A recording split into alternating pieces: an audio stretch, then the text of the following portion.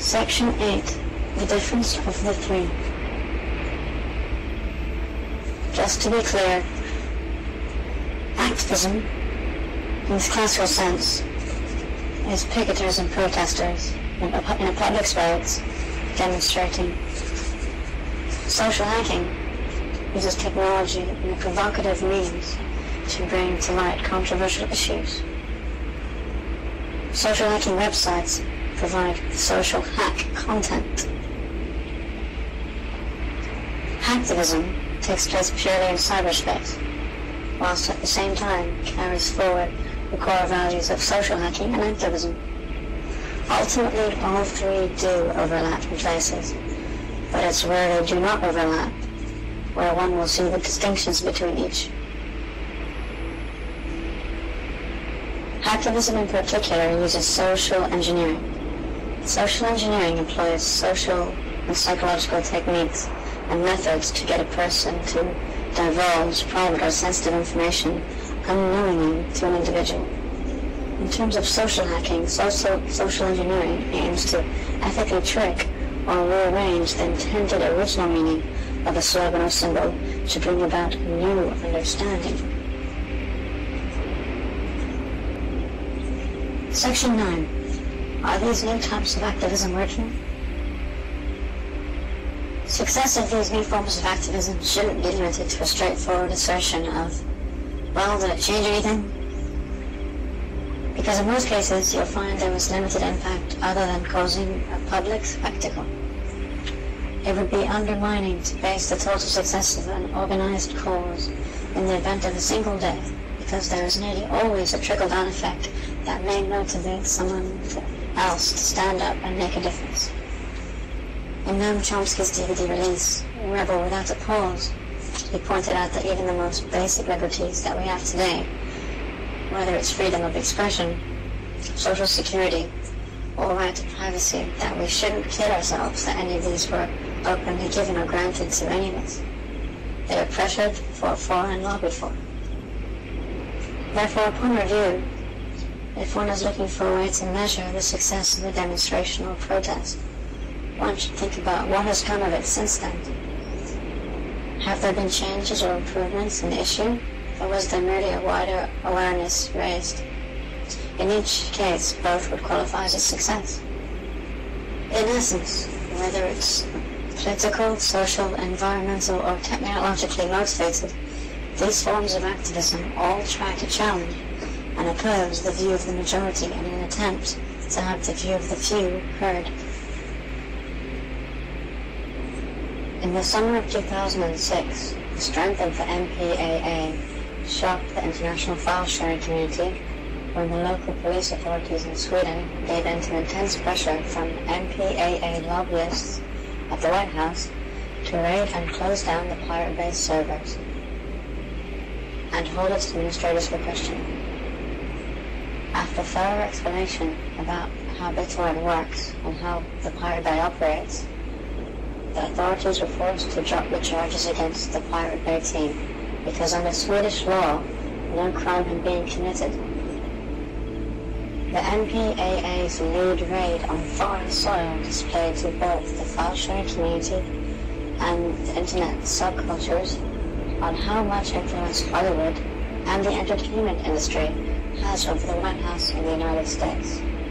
The effect of the raids caused minimal impact to the Pirate Bay, and on a publicity scale, actually managed to increase file-sharing activity ever since. The Pirate Bay team and its community stated in the video documentary about the raid, called Steal This Film, that the constant pressure and threats exerted by the MPAA towards the Pirate Bay and the file-sharing community as a desperate attempt to make even more money in a declining market. This kind of argument was contrasted back to when the first VCR tape recorders were released into the consumer market. When this happened, copyright companies got worried and complained that massive revenues would be lost because people would end up recording films from their TV instead of buying videotapes or going to watch the films when they came out in theaters. Since this type of wild speculation never materialized, to the forecasted loss that was predicted. Today, with CD and DVD recorders freely available on the market, there is little reason to think that Hollywood as we know it could go bust due to the actions of the file share community alone.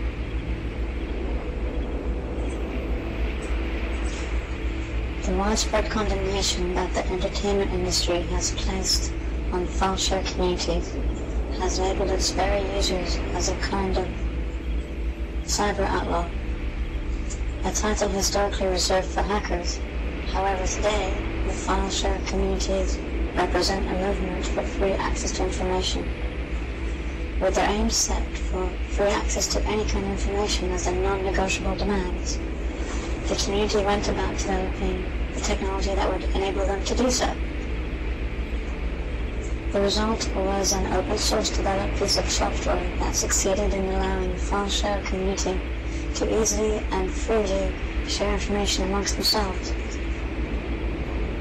The elements of this developed technology can be found in numerous pseudo-named file share applications around today.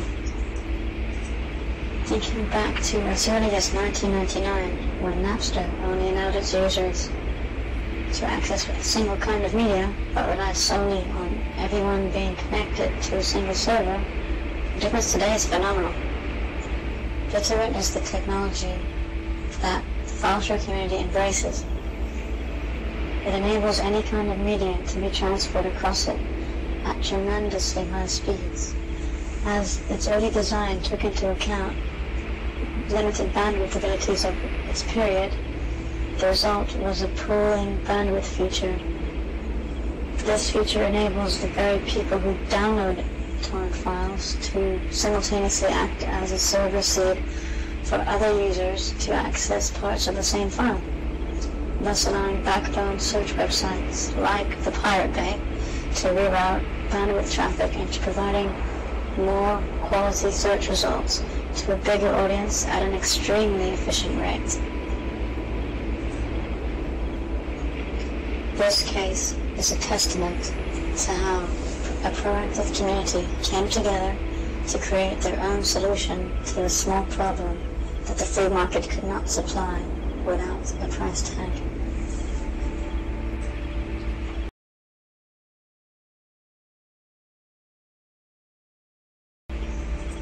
Extras.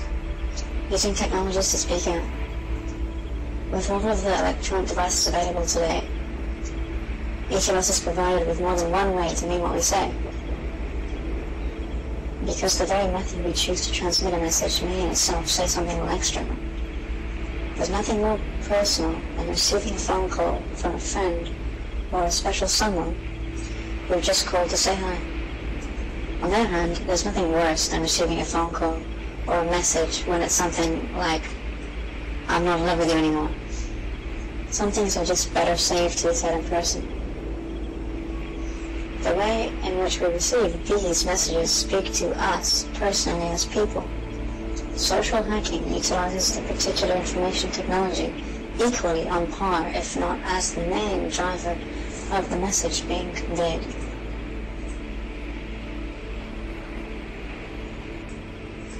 Fun stuff. The way a message is shared and or told can mean the difference between being heard or not being heard at all. Let's take the example of clothing used alongside social hacking. The website redmolotov.com sells everyday clothing items, but with provocative signs and logos printed on them. One of these is a variation of a peace t-shirt, but instead its implied meaning is simply a cleverly written piece of programming code that only programmers would understand. Essentially, the shirt just says hate, but the way it's printed is hate with HTML prefix